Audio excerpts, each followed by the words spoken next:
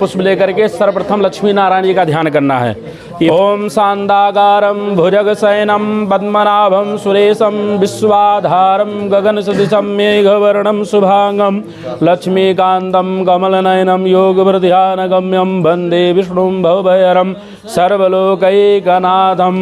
ओम लक्ष्मी नारायण भगवान की जय। ध्याये ध्यान नमस्कारं समर्पयामि। अब हाथ जोड़ करके पुष्प लेकर के सत्यनारायण भगवान की कथा को श्रवण करना है।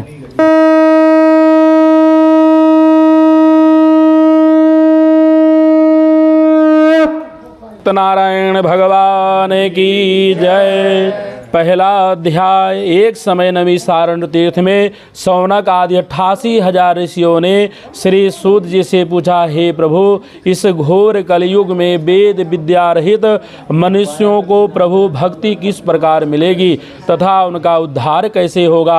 इसलिए हे मुनिश्रेष्ठ, कोई ऐसा तप व्रत बतलाइए जिससे थोड़े समय में पुण्य प्राप्त होवे तथा मनोवांछित फल मिले। उस कथा को सुनने की हमारी हार्दिक इच्छा है। सर्वशास्त्र ज्ञाता श्री सूत जी बोले, हे वैष्णव में पूज्य, आप सबने वर्णन सर्व प्राणियों की हित की बात पूछी है। अब मैं उस श्रेष्ठ व्रत को आप लोगों से कहूँगा जिस व्रत को नारद जी ने श्री लक्ष्मी नारायण से पूछा था और श्री लक्ष्मीपति ने मुनि श्रेष्ठ नारद से कहा था। सो ध्यान से सुनो। एक समय योगी राज नारद जी दूसरों के हित की इच्छा से अनेक लोक में घूमते हुए मृत्यु लोक में आ पहुँचे। वहाँ अनेक योनियों में जन्मे हुए प्रायः सभी मनुष्यों को अपने कर्मों के द्वारा अनेक दुखों से पीड़ित देखकर सोचा, किस यत्न के करने से इनके दुखों का नाश हो सकेगा। ऐसा मन में सोचकर मुनिश्रेष्ठ नारद जी विष्णु लोक को गए। वहाँ श्वेत वर्ण और 4 भुजाओं वाले देवों के इस नारायण जी को देखा, जिनके हाथों में शंख चक्र गदा और पद्म थे तथा वरमाला पहने हुए थे। उन्हें देखकर नारद जी उनकी स्तुति करने लगे। हे भगवान, आप अत्यंत शक्ति से संपन्न हैं। मन तथा वाणी भी आपको नहीं पा सकती है। आपका आदि मध्य और अंत नहीं है। निर्गुण स्वरूप सृष्टि के कारण भूत व भक्तों के दुखों को नष्ट करने वाले हो। आपको मेरा नमस्कार है। नारद जी से इस प्रकार की स्तुति सुनकर विष्णु भगवान बोले कि हे मुनिश्रेष्ठ, आपके मन में क्या है? आपका यहाँ किस काम के लिए आगमन हुआ है? निसंकोच कहो। तब नारद मुनि बोले, मृत्यु लोक में सब मनुष्यों अनेक योनियों में पैदा हुए हैं, अपने कर्मों के द्वारा अनेक प्रकार के दुखों से दुखित हो रहे हैं। हे नाथ, मुझ पर दया रखते हो तो बतलाइए कि उन मनुष्यों के सब दुख थोड़े से ही प्रयत्न से कैसे दूर हो सकते हैं। श्री विष्णु भगवान जी बोले, हे नारद, मनुष्यों की भलाई के लिए तुमने बहुत अच्छी बात पूछी है।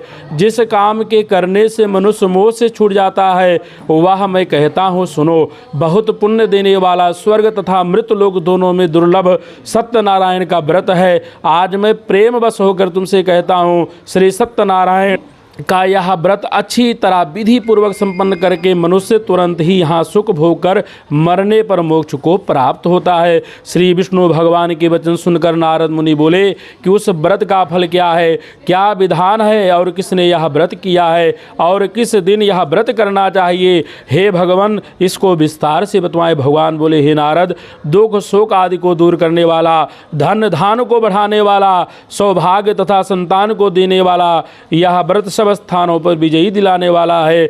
भक्ति और श्रद्धा के साथ किसी भी दिन संध्या के समय श्री सत्यनारायण जी का शाम के समय ब्राह्मणों और बंधुओं के साथ धर्मपरायण होकर पूजा करें। भक्ति भाव से नवेद प्रसाद, केले का फल, घी, दूध और गेहूं का सुरमा सवाया लेवे। गेहूं की अभाव में साठी का चूर्ण, शक्कर तथा गुड़ ले और श्रद्धा भाव से भगवान को अर्पण करे तथा बंधुओं सहित ब्राह्मणों को भोजन करावें। तत्पश्चात स्वयं भोजन करे। अंत में भजन आदि का आचरण कर श्री सत्यनारायण भगवान का स्मरण करता हुआ समय व्यतीत करें। इस तरह व्रत करने पर मनुष्य की सभी इच्छाएं निश्चय पूरी होती है। विशेषकर इस घोर कलयुग में इससे सरल उपाय कोई नहीं है। बोलो श्री सत्यनारायण भगवान की जय। चढ़ा दो।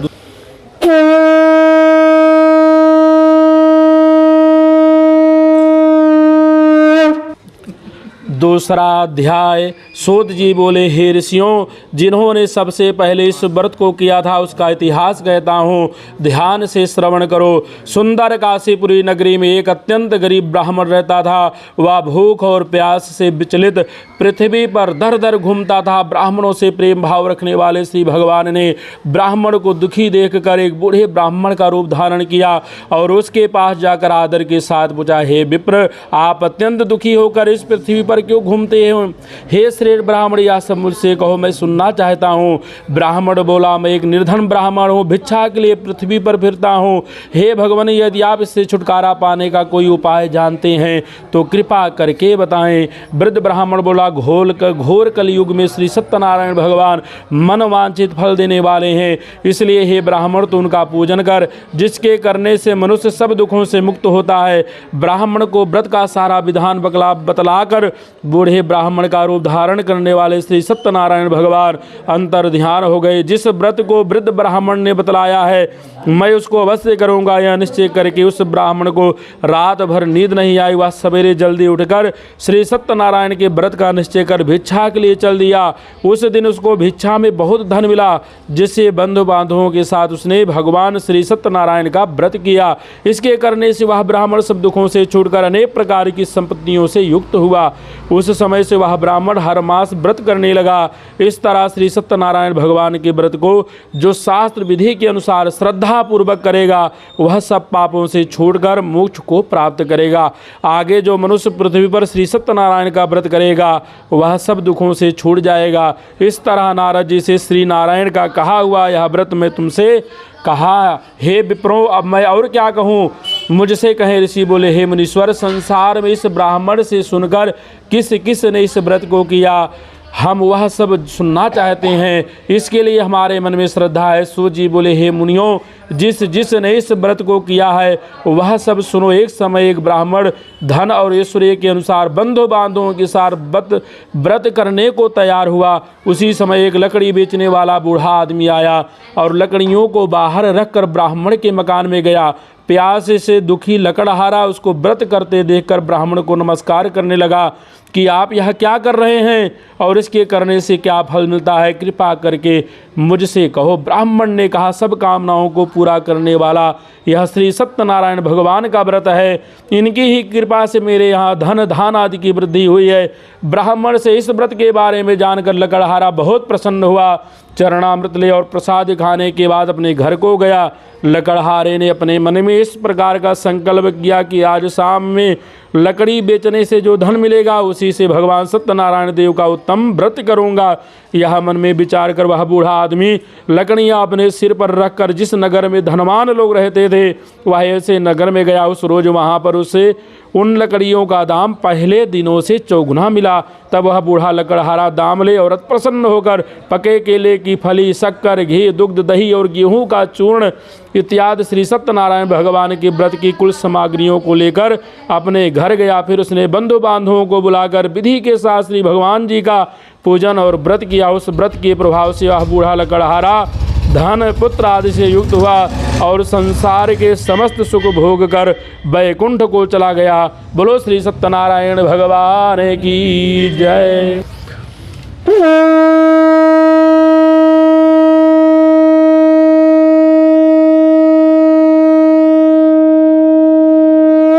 फिर से पुष्प ले लीजिए।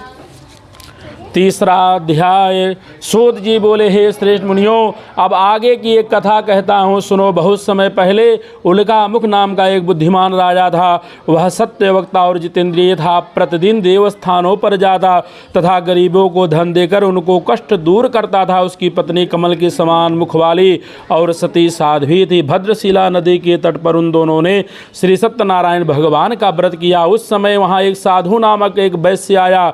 उसके पास व्यापार के लिए बहुत सा धन था।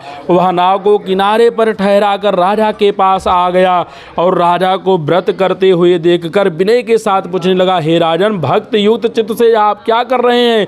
मेरी सुनने की इच्छा है, सो आप यह मुझसे भी बताइए। राजा बोला, हे साधु, अपने बंधु बांधवों के साथ पुत्र आदि की प्राप्ति के लिए या महाशक्तिवान श्री सत्यनारायण भगवान का व्रत व पूजन कर रहा हूँ। राजा के वचन सुनकर साधु आदर से बोला, हे राजन, मुझसे इसका सब सब विधान कहो, मैं भी आपके कथनानुसार इस व्रत को करूँगा। मेरे भी कोई संतान नहीं है और इससे निश्चय ही होगी। राजा के सब विधान सुनकर व्यापार से निवृत्त हो वह आनंद के साथ अपने घर गया। साधु वैश्य ने अपनी स्त्री से संतान देने वाले उस व्रत का समाचार सुनाया और प्रण किया, जब मेरे संतान होगी तब मैं इस व्रत को करूँगा। साधु ने ऐसे वचन अपनी स्त्री लीलावती से कहे। एक दिन उसकी स्त्री लीलावती पति के साथ आनंदित हो सांसारिक धर्म से प्रवृत्त हो श्री सत्यनारायण भगवान की कृपा से गर्भवती हो गई तथा 10वें महीने में उसके यहाँ एक सुंदर कन्या का जन्म हुआ। दिनों दिन वह इस तरह बढ़ने लगी जैसे शुक्ल पक्ष का चंद्रमा बढ़ता है। कन्या का नाम कलावती रखा गया। तब लीलावती ने मीठे शब्दों में अपने पति से कहा कि जो आपने संकल्प किया था कि भगवान का व्रत करूंगा, अब आप उसे पूरा करिए। साधु बोला, हे प्रिय, इसके विवाह पर करूंगा। इस प्रकार अपनी पति को आश्वासन देकर वह नगर को व्यापार करने चला गया। धीरे धीरे कलावती पितृगृह में दिनों दिन बढ़ने लगी। लौटने पर साधु ने जब नगर में सखियों के साथ अपनी पुत्री को खेलते देखा तो तुरंत दूत बुलाकर कहा कि पुत्री के वास्ते कोई सुयोग वर देख कर लाओ। साधु नामक वैश्य की आज्ञा पाकर दूत कंचन नगर पहुंचा और वहां पर बड़ी खोज और देखभाल कर लड़की के लिए सुयोग बणिक पुत्र को ले आया। उस सुयोग लड़के को देखकर साधु ने अपने बंधु बांधवों सहित प्रसन्नोचित होकर अपनी पुत्री का विवाह उसके साथ कर दिया। किंतु दुर्भाग्य से विवाह के समय भी वह व्रत को करना भूल गया। तब श्री सत्यनारायण भगवान क्रोधित हो गए और उन्होंने वैश्य को श्राप दिया कि तुम्हें दारुण दुख प्राप्त होगा। अपने कार्य में कुशल साधु बनिया जमाता सहित नावों को लेकर व्यापार करने के लिए समुद्र के समीप स्थित रत्नपुर नगर में गया और वहां दोनों ससुर जमाही चंद्रकेतु राजा के उस नगर में व्यापार करने लगे। एक रोज भगवान श्री सत्यनारायण की माया से प्रेरित कोई चोर राजा का धन चुरा कर भागा जा रहा था, किंतु राजा के दूतों को आता देखकर चोर ने घबराकर भागते हुए राजा के धन को वहीं चुपचाप रख दिया जहां वो ससुर जमाही ठहरे हुए थे। जब दूतों ने उस साधु वैश्य के पास राजा के धन को रखा देखा तो वह दोनों को बांध कर ले गए और प्रसन्नता से दौड़ते हुए राजा के समीप जाकर बोले, यह दो चोर हम पकड़ कर लाए हैं, देख कर आज्ञा दे। तब राजा ने बिना उनकी बात सुने ही आज्ञा दे उनको कठिन कारावास में डाल दिया और उनका सब धन भी छीन लिया। श्री सत्यनारायण भगवान के श्राप द्वारा उनकी पत्नी भी घर पर बहुत दुखी हुई और घर पर जो धन रखा था चोर चुरा कर ले गए। शारीरिक व मानसिक पीड़ा तथा भूख प्यास से अति दुखित हो अन्न की चिंता में कलावती कन्या एक ब्राह्मण के घर गई। वहां उसने श्री सत्यनारायण भगवान का व्रत होते देखा, फिर कथा सुनी तथा प्रसाद ग्रहण कर रात को घर आई। माता ने कलावती से कहा, हे पुत्री, तू अब तक कहाँ रही? वह तेरे मन में क्या है? कलावती बोली, हे माता, मैंने एक ब्राह्मण के घर श्री सत्यनारायण भगवान का व्रत होते देखा है। कन्या के वचन सुनकर लीलावती भगवान के पूजन की तैयारी करने लगी।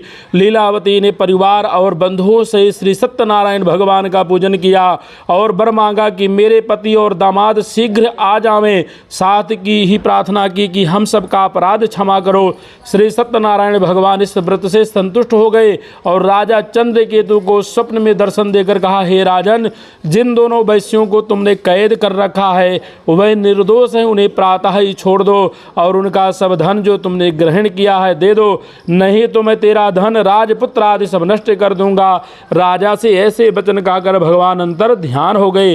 प्रातः काल जब राजा चंद्रकेतु ने सभा में अपना स्वप्न सुनाया और सैनिकों को आज्ञा दी कि दोनों बड़िक पुत्रों को कैद से मुक्त कर सभा में लाया, या दोनों ने आते ही राजा को नमस्कार किया। राजा मीठी वाणी में अपनी गलती की क्षमा मांगी और उनसे कोमल वाणी में बोला, हे महानुभाव, भाग्यवश आप लोगों को ऐसा कठिन दुख प्राप्त हुआ है, अब आपको कोई भय नहीं है। ऐसा कहकर राजा ने उनको नए नए वस्त्र आभूषण पहनाए तथा उनका जितना धन लिया था उससे दूना धन देकर आदर सहित विदा किया। दोनों वैश्य अपने घर को चल दिए। बोलो श्री सत्यनारायण भगवान की जय।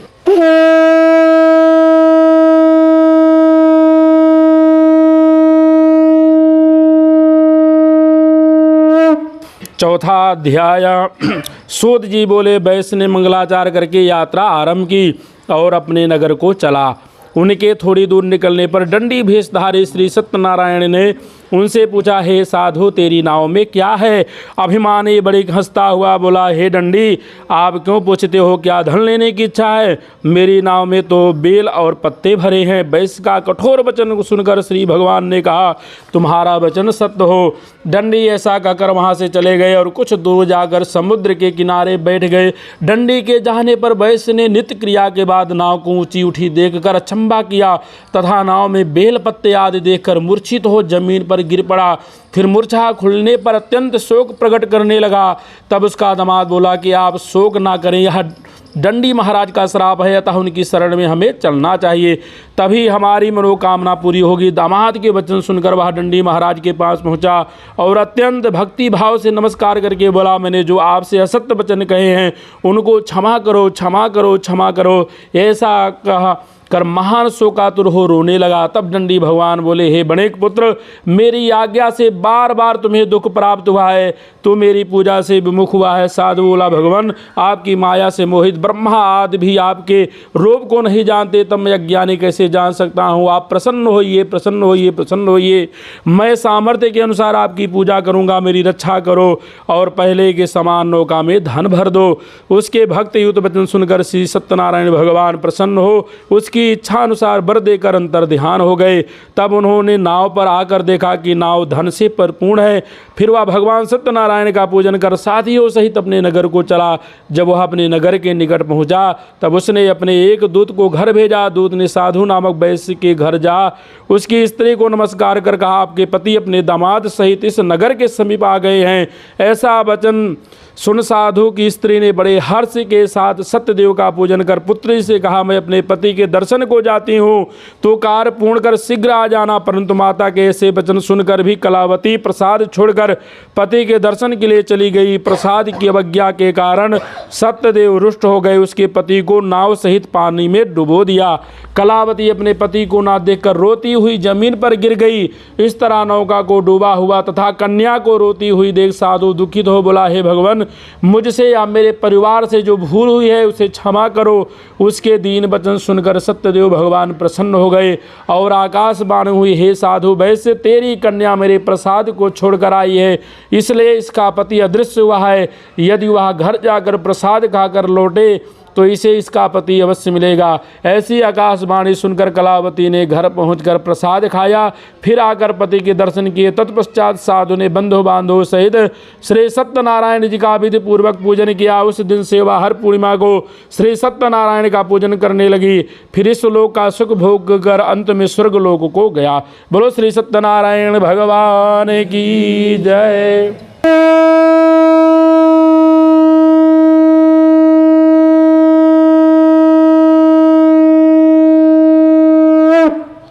पुष्प ले लीजिए। 5वां अध्याय। सूत जी बोले, हे ऋषियों मैं और भी कथा कहता हूँ सुनो। प्रजापालन में लीन तुंगध्वज नाम का एक राजा था। उसने भी भगवान का प्रसाद त्याग कर बहुत दुख पाया। एक समय राजा वन में जाकर वन्य पशुओं को मारकर बड़ के पेड़ के नीचे आया। वहाँ उसने ग्वालों को भक्ति भाव से बांधो सहित श्री सत्यनारायण जी का पूजन करते देखा। परंतु राजा देख कर भी अभिमानवश ने वहाँ नहीं गया और न सत्यदेव भगवान को नमस्कार ही किया। वह ग्वालों के भगवान का प्रसाद उसके सामने रखा तो वह प्रसाद को त्याग कर अपनी सुंदर नगरी को चला। वहाँ उसने अपना सब कुछ नष्ट हुआ पाया तो वह जान गया कि यह सब भगवान सत्यदेव ने ही किया है। तब वह विश्वास कर उसी स्थान पर वापस आया और ग्वालों के समीप गया और विधि पूर्वक पूजन कर प्रसाद खाया तो श्री सत्यनारायण की कृपा से पहले जैसा था सब वैसा ही हो गया और दीर्घ काल तक सुख भोग कर मरने पर स्वर्ग लोक को गया। जो मनुष्य इस परम दुर्लभ व्रत को करेगा भगवान की कृपा से उसे धन धान की प्राप्ति होगी। निर्धन धनी और बंधी बंधन से मुक्त होकर निर्भय हो जाता है। संतानहीनों को संतान प्राप्ति होती है तथा सब मनोरथ पूर्ण होकर अंत में वैकुंठ धाम को जाता है। जिन्होंने पहले इस व्रत को किया अब उनके दूसरे जन्म की कथा कहता हूँ। वृद्ध सतानंद ब्राह्मण ने सुदामा के रूप में जन्म लेकर मोक्ष को पाया। उल्कामुख नाम का राजा दशरथ होकर वैकुंठ को प्राप्त हुआ। साधु नाम का वैष्णव धर्मात्मा व सत्य प्रतिज्ञ राजा मोरध्वज बनकर अपने पुत्र को आरे से चीरकर मोक्ष को प्राप्त किया। महाराज तुंगध्वज ने स्वयं भूमनु होकर भगवान में भक्ति युक्त हो कर्म कर मोक्ष को प्राप्त किया। लकड़हारा भील अपने अगले जन्म में गुह नामक निषाद हुआ, जिसने भगवान राम के चरणों की सेवा कर मोक्ष को प्राप्त किया। बोलो श्री सत्यनारायण भगवान की जय। बोलो लक्ष्मी नारायण भगवान की जय। बोलो वासुदेव भगवान की जय। हर हर महादेव।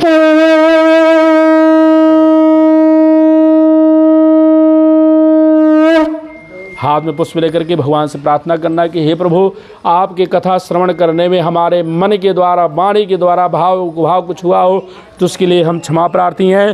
शांताकारं भुजगशयनं पद्मनाभं सुरेशं विश्वाधारं गगनसदृशं मेघवर्णं शुभांगं लक्ष्मीकान्तं कमलनयनं योगवृद्ध्यानगम्यं वन्दे विष्णुं भवभयहरं सर्वलोकैकनाथं।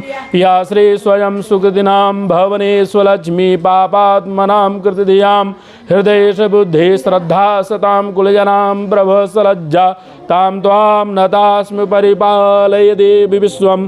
नारायणाय विद्महे वासुदेवाय धीमहि तन्नो विष्णु प्रचोदयात्। महालक्ष्मी च विद्महे विष्णुपतिं च धीमहि तन्नो लक्ष्मी प्रचोदयात्। क्षमा प्रार्थना पूर्वक नमस्कारम समर्पयामि। चढ़ा दीजिए जी। हाथ में जल लेकर के अनेन कृतेन पूजन श्री सत्यनारायण देवता प्रियंताम नमः। एक बार जल घुमा करके अपने आगे गिरा दीजिए। हे परमात्मा नारायण भगवान, जो हमने आपका कथा पूजन किया है यह सब आपकी प्रसन्नता के लिए किया, इसको स्वीकार करो। कोई गलती त्रुटि भूल चूक हुई उसे हमें माफ़ करो। बोलो सत्यनारायण भगवान की जय।